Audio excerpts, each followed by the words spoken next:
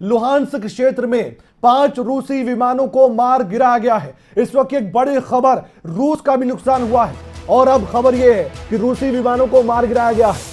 हमले को लेकर यूक्रेन की सेना का बयान सामने आया। 5 रूसी विमान, 1 रूसी हेलीकॉप्टर को हमने ढेर कर दिया है। रॉयटर्स के हवाले से खबर है, रॉयटर्स लगातार जानकारी दे रहा है, उनके हवाले से हम आपको एक खबर बता रहे हैं। सटीक जानकारी खबर अब तक आपको देगा, क्योंकि हमें चिंता है हमारे भारतीयों की भी, और ये जंग जल्द ही खत्म हो जाए ये भी उम्मीद करते हैं, लेकिन कैसे होगी कुछ मालूम नहीं है। लुहांस्क क्षेत्र में 5 रूसी विमानों को मार गिराया गया। हमले को लेकर यूक्रेन की सेना ने अपनी ओर से जानकारी दी है कि 5 रूसी विमान थे, 1 रूसी हेलीकॉप्टर था जिसे हमने मार गिराया है। लगातार इस तरह की जानकारी सामने आ रही है, लेकिन अब तनाव और भी ज्यादा बढ़ चुका है, जो कि एक बड़ा चिंता का विषय है कि अब आगे क्या होगा। हमारे साथ डिफेंस एक्सपर्ट भी जुड़ेंगे, विदेश मामलों के जानकार भी जुड़ेंगे, हमारे संवाददाता जुड़ेंगे, क्योंकि हरियाणा के भारत के कुछ छात्र वहां पर फंसे हुए। हमने तमाम जानकारी आप तक पहुंचाई है। हम लगातार कोशिश कर रहे हैं उन स्टूडेंट्स से संपर्क साधने की जो कि लगातार यूक्रेन में फंसे होकर भारत सरकार से अपील कर रहे हैं कि उनके जल्द से जल्द उनको यहां से निकाला जा सके। हम उनकी आवाज सरकार तक पहुंचा रहे हैं। हमारे साथ डॉक्टर आनंद सनबारिया फिलहाल मौजूद है, हम उनसे बातचीत करते हैं। विदेश मामलों के जानकार है, डिफेंस एक्सपर्ट है, वो क्या कहते हैं इस पूरे मामले को लेकर, घटनाक्रम को लेकर जो जंग छिड़ी यूक्रेन और रूस के बीच। सनबारिया साहब, चिंता हमें उन भारतीय छात्रों की भी है जो यूक्रेन में फंसे हुए, लेकिन फिलहाल हम आपसे ये जानना चाहते हैं कि क्या ये जंग ज्यादा असर भारत पर डाल सकती है? क्या हमें बहुत ज्यादा चिंतित होने की जरूरत है कि नहीं है?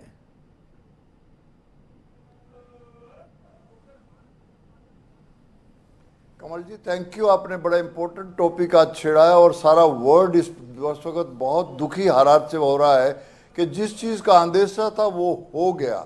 जिस तरह से रसिया ने यूक्रेन पे अटैक किया और यूक्रेन ने उसके फाइटर को गिरा दिया, और वर्ष टू वर्ष जो अमेरिका ने अपने बम्बार्ड के एयरक्राफ्ट जो है इंग्लैंड में तैनात कर दिए गए हैं, और इस वक्त भारतवर्ष का जो सारी दुनिया भारतवर्ष की देख रही है, भारतवर्ष की टकटकी लगा करके देख रही है, बिकॉज भारतवर्ष के दोनों देश अच्छे दोस्त हैं, चाहे वो अमेरिका हो चाहे वो रसिया हो।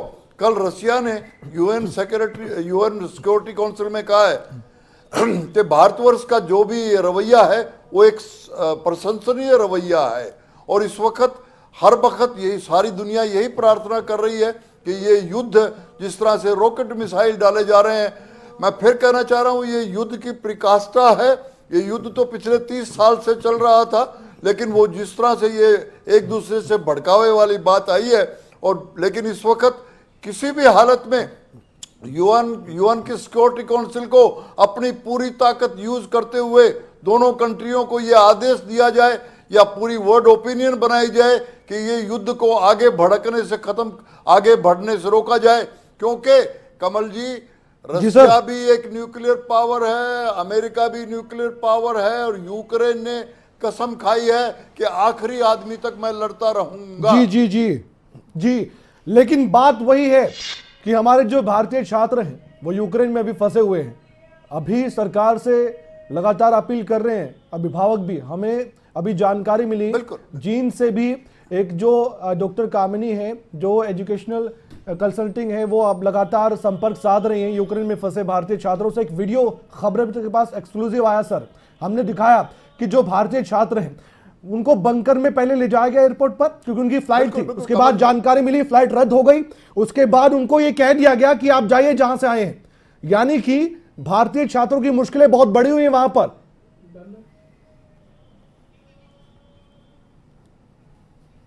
नहीं, बिल्कुल कमल जी, भारतवर्ष का एक्सटर्नल अफेयर मिनिस्टर इस प्रॉब्लम के ऊपर बहुत संजीदा है जी। 2 दिन पहले एक जहाज में 241 लोग लाए गए हैं। अभी भी भारतवर्ष का जो विदेश मंत्रालय अपनी कूटनीति को, डिप्लोमेटिक चैनल को यूज करते हुए, मैं आपके चैनल के माध्यम से सारे भारतवासी जो बच्चे वहां यूक्रेन में हैं, जो लोग हैं, और खास करके हरियाणा के जो लोग हैं, हमारी भारतवर्ष सरकार की पूरी ताकत लगी हुई है और उनको हम सेफ लेके आ जाएंगे। एक जहाज आज गया था उन 241 लोगों को लेने के लिए जी, लेकिन जब रॉकेट अटैक हो गया था, रसिया ने रॉकेट अटैक कर दिया, तो उस जहाज को वापस लेके आना पड़ा। आप निश्चिंत रहिए, सारे बच्चों को सेफ हम लेकर के आएंगे। डॉक्टर सनवारे साहब, दर्शक जानना चाहते होंगे, कुछ को जानकारी होगी, कुछ को नहीं भी होगी, ये हालात युद्ध के बने कैसे? और फिर मेरा एक और सवाल, बहुत संक्षेप में उसका उत्तर आप दीजिएगा, भारत क्या दुविधा में है किसी तरह की इस युद्ध के बाद, कि करें हम भी क्या करें, किसका साथ दे किसका ना दे? देखिए कमल जी, नहीं कमल जी, ये युद्ध आज का नहीं है, 15 दिन पुराना नहीं है जी। ये युद्ध तो पिछले 30 साल से शीत युद्ध में चल रहा था। और 2014 में जब क्रीमिया को रशिया ने कैप्चर किया तो हालात थोड़े और बिगड़ने शुरू हुए। और जो धीरे धीरे जिस तरह से कंडीशन यूक्रेन को लेकर के अमेरिका और नाटो कंट्री चाहती थी, यूक्रेन चाहता था कि मुझे नाटो में शामिल कर लिया जाए, क्योंकि यूक्रेन की ताकत रशिया के बराबर कुछ भी नहीं है। रशिया के सामने यूक्रेन बहुत छोटा सा, बहुत ही कम पावर का आदमी है। और मैं ये कहूं कि ये यूरोप और रशिया उधर में पुअरेस्ट कंट्री है, सबसे गरीब कंट्री है। तो हालात इस वक्त ये हैं कि दूसरी कंट्री अपने वेस्टेड इंटरेस्ट के लिए, और एक बार तो ऐसी थी कि जब देखिए भारतवर्ष के लिए दुविधा तो इसलिए है कि भारतवर्ष ने कभी युद्ध शुरू नहीं किया और युद्ध नहीं चाहता। भारतवर्ष ना खुद लड़ना चाहता है, ना चाहता है कि कोई और लोग लड़े। भारतवर्ष के दोनों ही दोस्त, दोनों ही, अमेरिका ले लीजिए और रशिया को हम भूल नहीं सकते, दोनों बहुत अच्छे दोस्त हैं। और रशिया ने तो कल यूएन सिक्योरिटी काउंसिल में ये कहा है कि भारतवर्ष ने जो अपना रवैया अपनाया है जी। वो बहुत ही प्रशंसनीय है, उसकी उन्होंने अप्रिशिएट किया गया है। लेकिन जी, एक खबर हम दर्शकों को बताना चाहते हैं, सनवारे साहब अब हमारे साथ जुड़े रहिएगा। इस वक्त की एक बड़ी खबर यह है कि यूक्रेन एयरपोर्ट पर भारतीय छात्र फंसे थे, भारतीयों को बंकर की तरफ ले जाया गया, जिनकी डॉक्टर कामिनी आश्री ने एक वीडियो हमें भेजा। खबरें तक ने इस वीडियो को आपको दिखाया, एक बार फिर से हम दिखाना चाहते हैं। एक्सक्लूसिव वीडियो सिर्फ खबरें तक के पास है जो हम दिखाना चाहते हैं, और ये वीडियो सरकार को देखना चाहिए कि फिलहाल कैसे वहां पर स्टूडेंट्स चिंतित हैं। ये वीडियो हिलती डुलती तस्वीरें जरूर हैं, लेकिन ये वीडियो बताती है जो एयरपोर्ट है इस समय यूक्रेन का एयरपोर्ट आपको दिखाई दे रहा होगा। इस एयरपोर्ट पर बहुत से स्टूडेंट्स फंसे थे जो भारत के रहने वाले हैं, और एक बंकर बनाया गया था। पहले शुरुआती तौर पर जो भी जानकारी मिली कि युद्ध छिड़ गया है, जितने भी स्टूडेंट्स यहाँ पर फ्लाइट्स लेने के लिए आए थे, फ्लाइट में बैठकर उनको भारत आना था, लेकिन आपको मालूम है कि फ्लाइट रद्द हो गई है। सनवारे साहब ने भी जानकारी दी थी कि एक फ्लाइट गई थी लेकिन वापस आना पड़ा क्योंकि मिसाइल दाग दी गई रूस की ओर से। उसके बाद जो ऑपरेशन है वो अभी टाल दिया गया, लेकिन फिर से कोशिश की जा रही है सरकार की ओर से कि कैसे अपने जो कॉन्टैक्ट्स हैं, जो एक कूटनीतिक प्रयास है वो करके जो स्टूडेंट्स हमारे फंसे हुए भारत के, उनको वापस भारत लाया जाए। ये तस्वीरें आप देख पा रहे हैं। आशीष पांडे साहब भी हमारे साथ विदेशी मामलों के जानकार फोनलाइन पर जुड़ चुके हैं, सनवारे साहब भी जुड़े, दोनों से हम बातचीत करते हैं। आशीष जी, ये जो हालात बने हैं यूक्रेन और रूस के बीच, इसके बाद चिंता भारत की काफी बढ़ी हुई है। जो जानकारी आ रही है वो ये है कि हालात खराब होते जा रहे हैं। ऐसे में नाटो की बाकी जो देश रूस के साथ जुड़े हुए होंगे या यूक्रेन के साथ जिनकी संधि होगी, इसका क्या असर अब होने वाला है? क्या हम देख सकते हैं, क्या हम सोचे कि अब आगे क्या होगा? लोगों के मन में यही सवाल होगा कि अब आगे क्या? सबसे बड़ी चीज ये है कि आज की डेट में अगर आप देखेंगे तो दुनिया में एक चीज जो छोटी छोटी या छुपी छुपी बातें होती थी कि चाइना जो है दुनिया का एक नया हीरो बन के उभर रहा है जी। अमेरिकन अपने अवसान पे हैं। अब आप आज देखेंगे तो नाटो अपनी पूरी ताकत लगा चुका है, अमेरिकन बयानबाजी कर रहे हैं, प्रतिबंध लगा रहे हैं, अपनी सेना भेज रहे हैं वहां पे। इसके बावजूद भी अगर रूस इस तरीके की कार्रवाई करने में सफल होता है तो ये कहीं ना कहीं अमेरिकन लीडरशिप और वेस्टर्न वर्ल्ड की ताकत के लिए बहुत बड़ा खतरा है, और ये बहुत बड़ा पतन है उनके लिए। पूरी विदेश नीति पे बहुत बड़ा प्रभाव पड़ेगा और बहुत बड़ी हार होगी इनकी। तो अब आगे हमें क्या सोचकर डरना चाहिए या फिर हमें संभलना चाहिए कि अब आगे जिस तरह के हालात बने हैं, तो जो भारतीय स्टूडेंट्स वहाँ फंसे हैं, क्या वहाँ पर हमें ये आश्वासन मिल सकता है कि हमारे जो कूटनीतिक रिश्ते हैं यूक्रेन के साथ या रूस के साथ, कम से कम हमारे छात्र तो वहाँ से सही सलामत वापस आ जाएं? वो कोई बड़ा इशू नहीं होगा, कंसिडरिंग कि हमारे यूक्रेन और रशिया के साथ जिस तरीके के संबंध हैं। मेजर इसका जो फर्क पड़ेगा वो भारत चीन की सीमाओं पे पड़ेगा। वहां पे बॉर्डर्स पे सिचुएशंस खराब होने वाली हैं। चीन की भागीदारी आप किस तरह से बता रहे हैं, एक बार फिर से आप अपने शब्दों में बता पाएंगे? देखिए, भारत का जिस तरीके से चीन के साथ सीमा विवाद है जी, और इस जी। मैटर्स के अंदर में चीन खुल करके रूस के साथ खड़ा है जी। और कहीं आप अगर कूटनीति के विशेषज्ञों से बात करेंगे तो आप पाएंगे कि कहीं ना कहीं ये रशिया जो कुछ कर रहा है उसमें चीन का बहुत बड़ा हाथ है। अब चीन के हौसले बुलंद होंगे और भारतीय सीमाओं पे जो आपने पीछे गलवान के क्लैशेस देखे हैं और जो जी, जी। हमारे रिलेशन है वो और खराब होने वाले अच्छा, आशीष जी हमारे साथ डिफेंस एक्सपर्ट भी हैं, रक्षा विशेषज्ञ हैं, डॉक्टर सनवारे साहब। सनवारे साहब, आप सहमत हैं आशीष जी की बात से, जो कि विदेशी मामलों के जानकार हैं?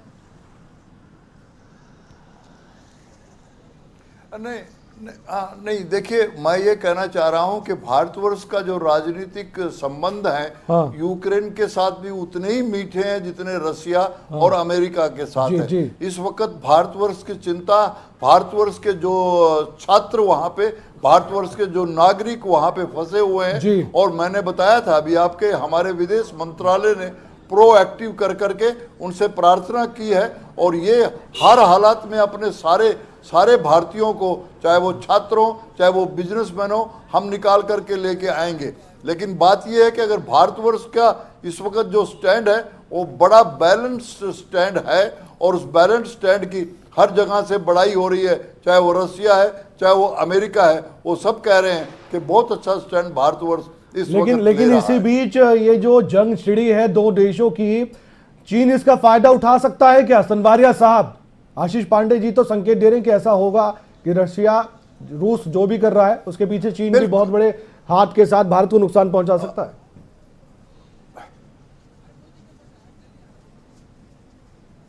बिल्कुल, देखिए कमल जी, आशीष जी की आंकलन काफी हद तक ठीक है, लेकिन चाइना की अभी इतनी ताकत नहीं है। ये नया भारतवर्ष है, ये नया भारतवर्ष है और भारतवर्ष के साथ 4 और क्वाड कंट्रीज बैठी हुई हैं।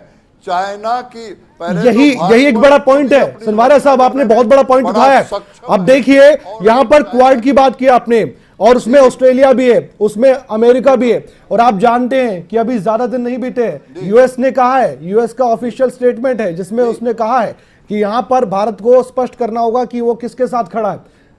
अप्रत्यक्ष तौर पर यह कहा गया है।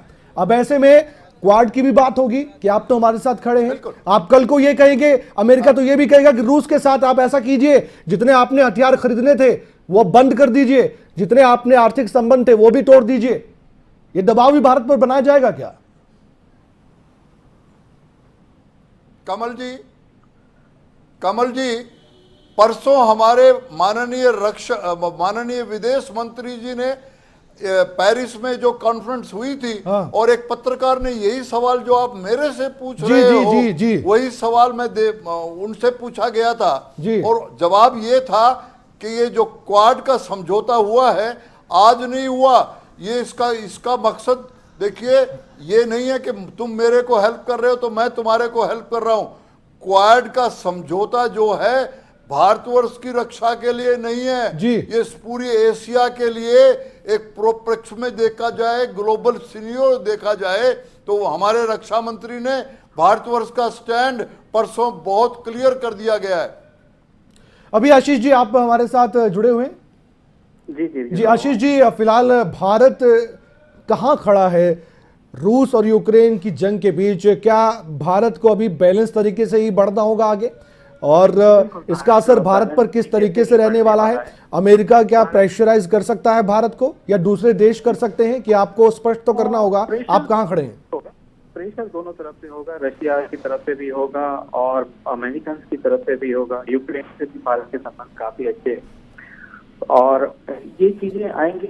आपने देखा होगा शीत युद्ध के समय में ऐसी परिस्थितियां कई बार बनती थी जब भारत को एक चौराहे पे आकर खड़ा होता था और वो चीज के किधर जाना है किधर नहीं जाना है, पर भारत संतुलित तरीके से ही चलेगा। मुझे नहीं लगता कि किसी भी एक ग्रुप में बिल्कुल खुलेआम जा सकता है। बिल्कुल बिल्कुल सही कहा आपने, क्योंकि डिप्लोमेटिक तरीके से हमें सोचना होगा और भारत एक्सपीरियंस वाला देश है। भारत ने बहुत कुछ देखा है, ऐसी जंग बहुत देखी है, इसलिए भारत जो भी कदम आगे बढ़ाएगा वो सही होगा, ये हमें यकीन अपनी भारत सरकार पर।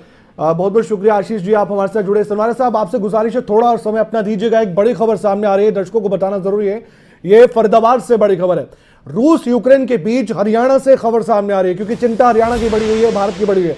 फरीदाबाद का एक छात्र यूक्रेन में फंसा हुआ है, ये जानकारी मिल पा रही है। हम कोशिश कर रहे हैं जो डेटा है कलेक्ट किया जा सके, हम कोशिश कर रहे हैं, सरकार को, प्रशासन को भी ये प्रयास करना चाहिए कि एक डेटा आप बनाए कि हरियाणा के या भारत के कितने लोग फंसे हुए यूक्रेन में, ताकि उनके जो अभिभावक है, जो चिंतित है, उन तक आप हौसला अफजाई बढ़ाकर बता सके कि भारत खड़ा है, भारत सरकार कोशिश कर रही है, कोई चिंता करने वाली बात नहीं है, कोई हौसला दे सके उनको।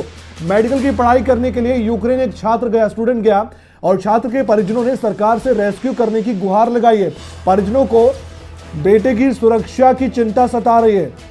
जो परिजन है वो कह रहे हैं कि हमें बहुत ज्यादा चिंता हो रही है कि बेटा कैसा होगा, किस हालात में होगा। जो जानकारी मिल पा रही है वो ये है कि धमाकों की आवाज सुनाई जरूर दे रही है।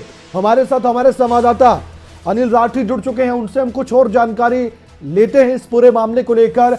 अनिल, फिलहाल जो स्टूडेंट्स हैं वो कितनी संख्या में फंसे हो सकते हैं फरीदाबाद के, भी आपसे हम जानना चाहेंगे। और ये भी हमें बताइएगा कि प्रशासन को क्या कोई जानकारी है, क्या प्रशासन कोशिश कर रहा है कि ऐसे जो परिजन हैं, जो चिंता में हैं, उन तक पहुंचा जाए, उनको हौसला दिया जाए, उनको बताया जाए कि भारत सरकार, विदेश मंत्रालय कोशिश कर रहा है, चिंता करने की कोई बात नहीं है, या फिर प्रशासन अभी कोई संज्ञान नहीं ले रहा इस तरह के मामले में?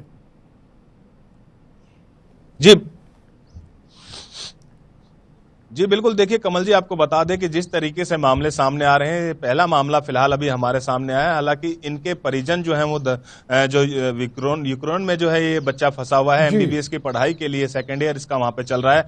तो इसके पिताजी ने साफ तौर से बताया कि लगभग अगर पूरे भारत की बात कर जाए तो कई हजार बच्चे जो हैं वो यूक्रेन में जो है वो अपनी पढ़ाई करने के लिए वहां पे एमबीबीएस की पढ़ाई करने के लिए गए हुए हैं। और फरीदाबाद का तो फिलहाल ये पहला वाक्य है, लेकिन जल्द ही जो है वो और वाक्य भी जो है वो सामने आने शुरू हो जाएंगे, क्योंकि जिस तरीके से अब तनाव की स्थिति वहां पे पैदा हो रही है, तो उसको लेकर के परिजन जो है, जिनके अभिभावक हैं इन बच्चों के, वो कहीं ना कहीं उनके चेहरे पर सिकन है अपने बच्चे को, क्योंकि इन लोगों ने एक उज्जवल भविष्य बनाने के लिए जो है वो वहां पे अच्छी पढ़ाई के लिए वहां पे भेजा हुआ। अभी जो छात्र यूक्रेन में है, जिनके परिजन सरकार से गुहार लगा रहे हैं कि वो सुरक्षा चाहते हैं अपने बच्चे की, क्या वो ठीक है अभी यूक्रेन में, कहां पे है, और क्या बातचीत हुई है परिजनों से, कोई जानकारी आपको दी है अनिल? जी बिल्कुल, देखिए हमने जिस तरीके से उनके पिता धर्मेंद्र से बात करी तो उन्होंने साफ तौर से कहा कि फिलहाल उनकी स्थिति ठीक है, हालत ठीक है, लेकिन उनके पास जो है वो राशन मात्र 10-12 दिन का बचा हुआ है, क्योंकि हालात काफी खराब हो चुके हैं, बाहर निकल नहीं सकते। और इसके साथ साथ जो है वो उनके लिए काफी पैसे की भी जो है वो शॉर्टेज होती जा रही है, क्योंकि जिस तरीके से हालात लगातार बिगड़ते जा रहे हैं। और बात करी जाए तो राज्य सरकार या केंद्र सरकारों की बात कर जाए या फिर सरकारी नुमाइंदों की बात कर जाए, तो अभी तक कोई भी सरकारी नुमाइंदा उनके पास नहीं गया है, कोई भी सरकारी अधिकारी जो है वो उनको आश्वासन देने के लिए नहीं गया कि आपके बेटे को जो है वो हम सुरक्षित वहां से वापस लेके आएंगे। तो इसका खासा जो है वो एक उदासी जो है वो इनके परिवारजनों पे दिखाई दे रही है, जिसके चलते ये मीडिया के सामने आए, मीडिया से गुहार लगाई इन लोगों ने कि जल्द से जल्द हमारे बेटे को जो यूक्रेन में एक छात्र अभी मौजूद है, उनके पिता हमारे साथ जुड़ चुके फोन लाइन पर। धर्मेंद्र जी, चिंता जाहिर तौर पर आपको हो रही होगी, हम कोशिश कर रहे हैं और सरकार भी कोशिश कर रही है अपनी ओर से कि जितने हमारे छात्र हैं, हमारे बच्चे हैं, वो यूक्रेन से सकुशल वापस भारत लौटाएं। आपकी बातचीत क्या हुई है आपके बेटे से, आप क्या कहना चाहेंगे हमारे माध्यम से? सनवारे साहब डिफेंस एक्सपर्ट हमारे साथ जुड़े हैं, वो भी आपकी बात सुनेंगे, वो भी सरकार से जुड़े हुए हैं, एक व्यक्ति हैं, आप बता सकते हैं खुलकर अपनी बात। सर मेरी बात हुई है, अभी पिछले रात तो बात नहीं हो पाई थी क्योंकि वहाँ सर्वर डाउन थे, नेटवर्क पूरी तरह से मिल नहीं रहा था। जी जी। लेकिन अभी अभी मेरी बात हुई है तो उसने ये बोला कि हमारे यहाँ भी कुछ धमाकों की आवाज तो सुनाई दी है, लेकिन हमारे शहर पे धमाका नहीं हुआ अभी। यूक्रेन के कौन सी जगह पर आपका बेटा इस समय है? यूक्रेन के वेस्ट पार्ट में है, लवीव है शहर का नाम। जी जी जी। तो आपका कहना है कि आपके बेटे ने धमाकों की आवाज सुनी है? आवाज सुनी है, लेकिन किस शहर में हुआ उसे ये मालूम नहीं चल पाया। अभी क्या वहां पर तमाम जो व्यवस्था है बिजली की, पानी की और जो मार्केट है वो खुली हुई है या फिर दिक्कत परेशानी क्योंकि इमरजेंसी घोषित हुई है? बिजली पानी की व्यवस्था अभी तक तो है, मार्केट खुली हुई है, और उसने अभी पैसे डलवाए हैं 20,000 रुपए कि आपने? पापा मैं कम से कम यहाँ खाने का वो अरेंज कर लेता हूँ, स्टॉक कर लेता हूँ। तो वो बच्चे जितने हैं 7-8 बच्चे, वो सभी लोग अपने घर से खाने के लिए सामान लेने मार्केट में गए हुए हैं। धर्मेंद्र जी, आपका बेटा जो वहां पर पढ़ाई कर रहा है वो क्या पढ़ाई कर रहा है, और उसके साथ बाकी भी छात्र भारतीय पढ़ रहे हैं? हाँ, वो हॉस्टल इंडियन हॉस्टल है, उसमें टोटल 600 बच्चे 600 रहते बच्चे? हैं और इस वक्त कम से कम 300 बच्चे अभी वहाँ हैं। 300 बच्चे जो भारत के रहने वाले हैं, भारत के वो रहने वाले, इंडियन वहाँ पर हॉस्टल ही है वो, और भारतीय बच्चे हैं वो सारे। और मेरा बेटा MBBS सेकंड ईयर में स्टडी कर रहा है इस वक्त। जी, तो चिंता सता रही होगी आपके बेटे को बहुत, वो आना चाहता है भारत, कह रहा है? सर बिल्कुल चिंता सता रही है, और मैं मीडिया को धन्यवाद करता हूँ। कल से लेकर के आज तक कम से कम न्यूज 18 पे भी आ चुका है, TV9 भारतवर्ष पे भी आ जी जी गया जी है। सर, जी सर। और हमारे देवेंद्र जी हैं इंडिया न्यूज के, जी, जी, वो जी, भी सर। मेरे सामने आए हुए बैठे हैं। जी सर, मैं और कोशिश- आप लोगों को भी इतनी चिंता हो रही है, मीडिया का धन्यवाद करता हूँ। लेकिन सरकार की ओर से अभी कोई ऐसा विशेष प्रयास नहीं हुए हैं कि जो बच्चे आ सकें। नहीं, हम सर कोशिश कर रहे हैं, हम हमारा सिर्फ एक ही मकसद है, जंग छिड़िए कहीं और, लेकिन भारत में चिंता हमारे छात्रों की, हमारे बेटों की है, आपके बेटे की हमें चिंता है। हम लगातार दिखाते रहेंगे इस खबर को। सरकार की ओर से कोई सामान्य टिकट में बच्चे नहीं आ रहे हैं। सरकार की ओर से एक विमान आया है कल, उसकी जी, जी। टिकट 70,000 रुपए थी। जी आज आने वाला था, उसकी टिकट 87,000 रुपए थी। जो 26 तारीख को आने वाला, उसकी जी। टिकट 1,04,000 रुपए, जबकि सामान्यतः टिकट का रेट होता 25 से 30,000। जी जी। तो सरकार अगर 4 गुने रेट ले रही है तो हमें नहीं लगता कि सरकार कोई हमारी मदद कर सकती। तो अभी हमारे माध्यम से क्या अपील सरकार से करना चाहेंगे अंत में आप? आपके माध्यम से ये अपील करते हैं कि हमारे बच्चे जो भारत का भविष्य हैं, अगर वो पढ़ाई करके MBBS की आएंगे तो डॉक्टरी यहीं करेंगे। जी, बहुत बहुत शुक्रिया धर्मेंद्र जी। कोशिश हमारी रहेगी कि सरकार तक आपके बेटे की आपकी आवाज पहुंचाए और बताएं कि फरीदाबाद का एक बेटा वहां मौजूद है। 300 स्टूडेंट्स मौजूद है वहां पर, एक शहर में जहां पर धमाकों की आवाज सुनाई तक दे रही है। फिलहाल तो वहां पर जहां पर फरीदाबाद का छात्र मौजूद है, सामान्य हालात लग रहे हैं, लेकिन धमाकों की आवाज सुनना, ये भी कह सकते हैं कि सामान्य हालात खराब भी हो सकते हैं। और जब पैसे मंगवाए जा रहे हैं स्टूडेंट्स की ओर से ताकि वो राशन पानी अपना वहां पर व्यवस्था करके अपना गुजर बसर कर सके, क्योंकि उनको चिंता बहुत है। अंत में सनवारे साहब, कोई अंतिम प्रतिक्रिया आपकी?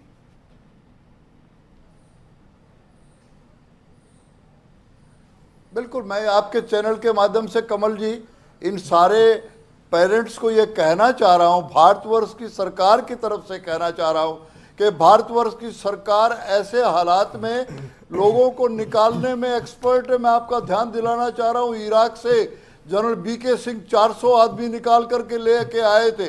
मेरे 20,000 लोग वहां भी यूक्रेन में फंसे हुए हैं, जिसमें ये MBBS करने वाले भी डॉक्टर हैं। जी जी। भारतवर्ष की सरकार हर हालत में उनको सुरक्षित रखेगी और बिल्कुल चिंता करने की विषय नहीं है, और हम उनको लेकर के आएंगे। उम्मीद यही है कि भारत सरकार जल्द से जल्द जो भी स्टूडेंट्स वहां फंसे हुए हैं, खासकर उन शहरों में जहां पर हालात बहुत ज्यादा खराब हो गए, उनको सबसे पहले भारत वापस लेकर आए। अनिल, आपका बहुत बहुत शुक्रिया। सनवारे साहब, बहुत बहुत धन्यवाद आपका भी, आपने समय दिया और बहुत सी बातें आपने बताई हैं कि ये युद्ध क्यों छिड़ा है।